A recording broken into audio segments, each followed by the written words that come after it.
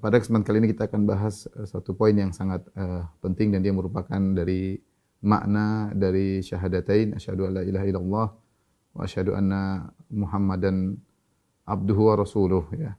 Yang kita tahu bahwasanya kalau la ilaha illallah tidak ada sembahan yang berhak disembah kecuali Allah Subhanahu wa taala, dan adapun syahadah Muhammad Rasulullah yaitu ittiba kepada Nabi sallallahu alaihi wasallam, taatuhu fima amar, ya. Yaitu maknanya adalah taat kepada Rasul apa yang dia perintahkan, kemudian ijtinab ma naha anhu wa zajar, meninggalkan apa yang dilarang dan diperingatkan oleh Nabi sallallahu alaihi wasallam, kemudian tasdiquhu fima akhbar, dan membenarkan apa yang disampaikan oleh Nabi sallallahu alaihi wasallam. Inilah tiga, kalau boleh katakan tiga pokok dari syahadat Muhammad Rasulullah, membenarkan seluruh apa yang diucapkan oleh Nabi sallallahu alaihi wasallam, mentaati apa yang dia perintahkan dan menjauhi apa yang dilarang. Yang ketiga-tiganya bisa kita simpulkan dalam satu kalimat dengan kata al-ittiba, yaitu mengikuti Rasulullah sallallahu alaihi wasallam, ya. Dan ittiba, ya, tentu membuahkan hasil yang sangat indah, yaitu akan mendatangkan kecintaan Allah kepada hambanya.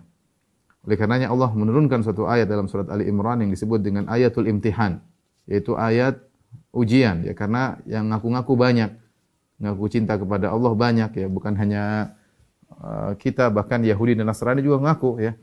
Sebagaimana Allah berfirman, ya, tentang mereka, waqalatil yahudu wan nasara nahnu abnaullahi wa ahibba'uh. Sungguhnya berkata Yahudi Nasrani, kami adalah kekasih-kekasih Allah dan anak-anak Allah. Jadi mereka mengaku mereka dicintai oleh Allah Subhanahu wa taala.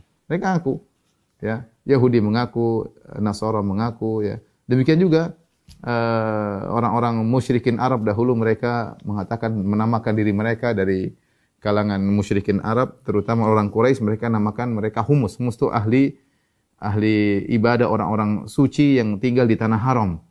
Tinggal di tanah haram, mereka mengatakan mereka ahlul haram.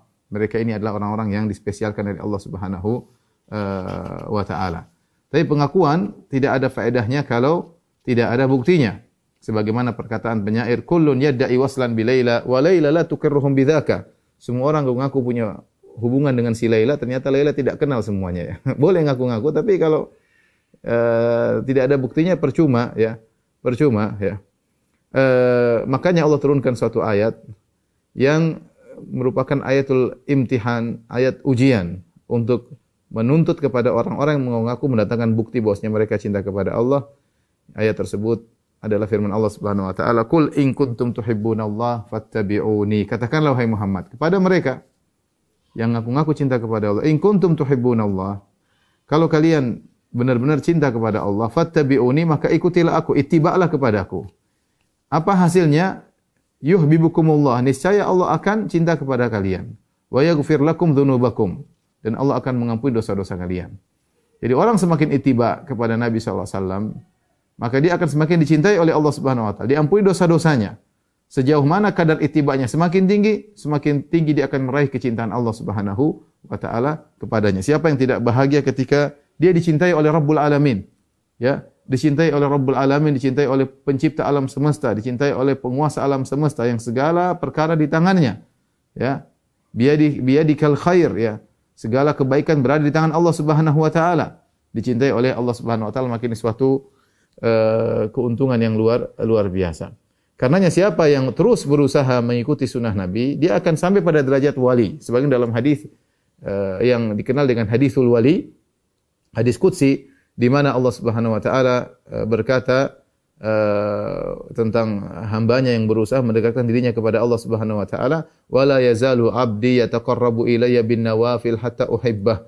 Senantiasa hambaku berusaha mendekatkan dirinya kepadaku dengan perkara-perkara yang sunnah, yaitu ittiba kepada sunnah-sunnah Nabi sallallahu alaihi wasallam, hatta uhibbah, sampai aku pun mencintainya.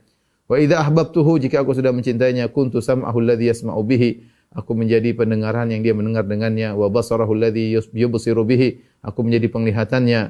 Ya, wa yadahu allati yabtishu biha, aku jadi tangan yang dia memukul dengan tangannya tersebut. Wa rijlahu allati yamshi 'alaiha, dan aku menjadi kakinya dan dia melangkahkan kaki dengan kaki tersebut.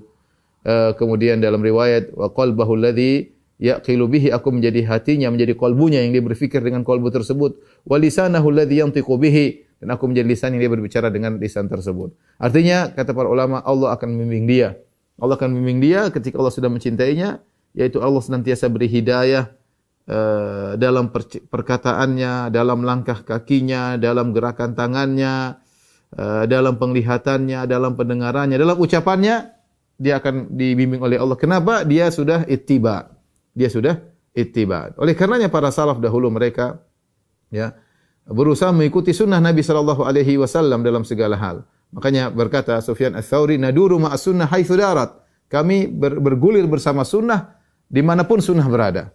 Ya, dia berkata, "Lau istata'ta alla tahukka ra'saka illa bis sunnah faf'al." Kalau kau mampu tidak menggaruk kepalamu kecuali ada dalilnya dari sunnah Nabi, lakukanlah. Artinya mengatakan berusaha apapun yang kau lakukan dalam kegiatanmu seharian, usahakan ada sunnahnya. Masuk rumah bagaimana sunnahnya? Berusaha kenali sunnah Nabi SAW.